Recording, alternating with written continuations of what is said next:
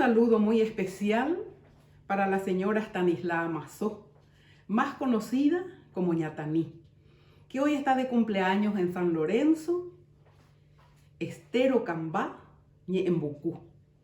El saludo muy especial de parte de su esposo Beato Leguizamón, sus hijos Jorge, Jenny, Irma, su nuera Irma y su nieta Stanislava Edith.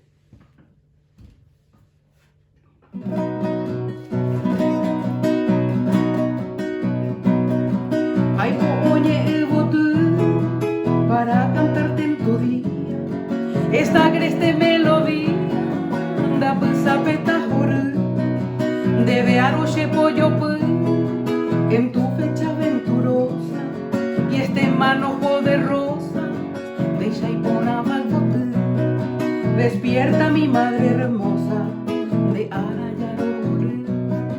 de querata y yubote de nadas de azul quimera igual luna primavera a cointe tan de pote jaumito para tainde iluminen tu sendero y cada sol mañanero de rapetón bozapé son mis augurios sinceros ay potarejo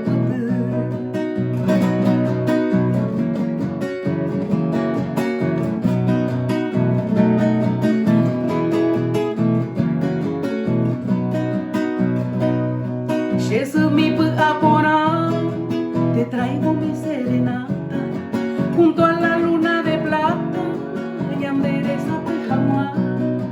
Yo hei pere vacuñá, como tú no hay en el mundo, un amor puro y profundo, rere coche de guaná.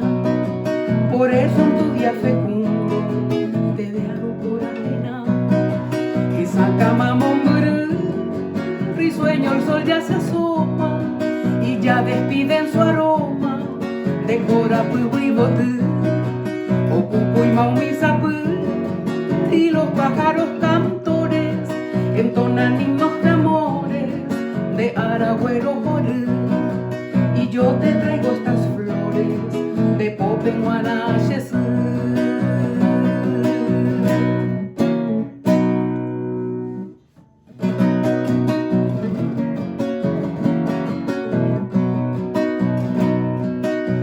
Felicidades en este día, que tu destino te brinde siempre felicidades, que un cielo hermoso de dicha eterna alegre siempre tu corazón. Felicidades en este día, que tu destino te brinde siempre felicidades, que un cielo hermoso de dicha eterna alegre siempre tu corazón. Sea un milagro